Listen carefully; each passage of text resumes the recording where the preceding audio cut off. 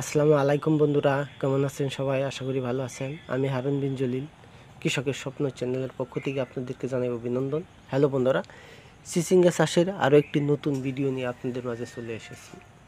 এখন যে জমিটি দেখতে পাচ্ছেন, এই জমিতে আমি চিচিঙ্গার চারা রোপণ করেছি আর তার একটি ভিডিও ইউটিউব চ্যানেলে প্রকাশ করেছি।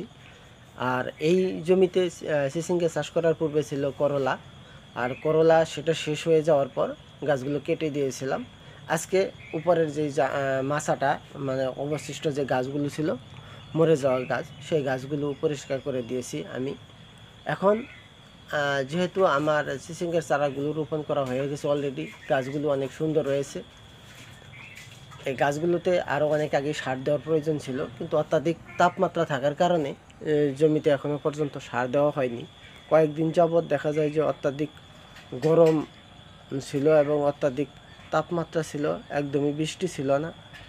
আর সেটা না থাকার কারণেই গাছগুলো দেখা যায় যে যে হারে বাড়ার কথা ছিল সে হারে বাড়েনি। জমিতে এই চিচিঙ্গা চারাগুলো রোপণ করার পূর্বে আমি অবশ্যই আমার যে তৈরিকৃত ভার্মি কম্পোস্ট এবং মুরগির বিষটা সেগুলো দিয়েই রোপণ করেছিলাম, সেগুলো আপনাদেরকে দেখিয়েছি।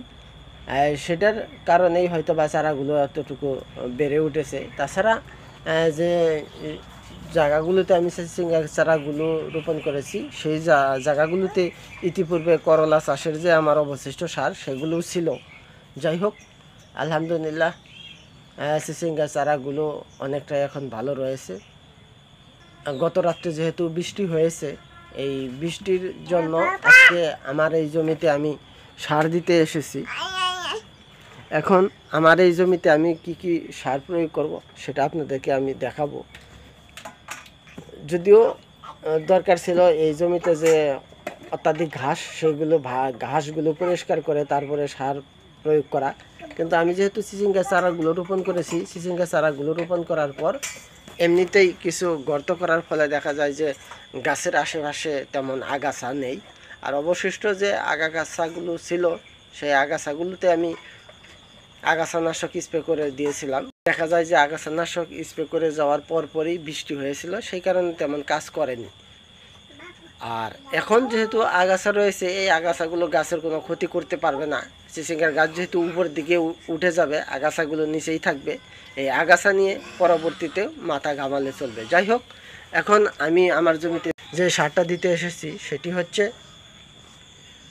বিআইডিসির যে ডিএপি সার, সেই ডিএপি সারটাই নিয়ে এসেছি। এই বিআইডিসি ডিএপিটা সারটার মধ্যে রয়েছে নাইট্রোজেনের পরিমাণটাও বেশি, সেই কারণে এই সারটা দিচ্ছি। আর এই সারটা দেওয়ার কারণ হচ্ছে যে দ্রুত যাতে গাছগুলো বেড়ে ওঠে। আর চিচিঙ্গার গাছটা দেখা যায় যে মাছা অবধি যাওয়া শুরু করলে, মাছা অবধি গেলেই চিচিঙ্গার যে ফুল এবং চিচিঙ্গা নামা শুরু করবে। এটা একটি অল্প দিনের ফসল এবং অল্প গাছের বয়স 60 দিনের মধ্যেই এই গাছে অলরেডি ফুল চলে আসে। সেই কারণেই ছোটো থেকে এই গাছগুলোতে যত্ন আদি করলে দেখা যায় যে তাড়াতাড়ি ফলন পাওয়া সম্ভব হয়। আর যেভাবে এই সারগুলো দিতে হবে সেটা হচ্ছে যে কোনোভাবেই যাতে গাছের গোড়ায় এই সারগুলো না পড়ে।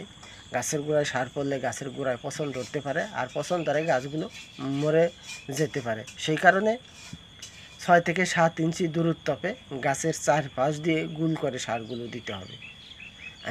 আপনারা দেখতেই পাচ্ছেন যে এইভাবে আসলে যে সমস্ত গাছগুলো ছোটো থাকে সেই গাছগুলোতে সার দেওয়ার নিয়ম এইভাবেই, যাতে করে গাছের গোড়ায় সার না যায়। আর গাছের গোড়ায় সার গেলেই গাছ পচন ধরতে পারে, সেই কারণে সারগুলো এইভাবে দিতে হবে। যাই হোক বন্ধুরা, আজকের ভিডিও তাহলে এখানে শেষ করতে যাচ্ছি।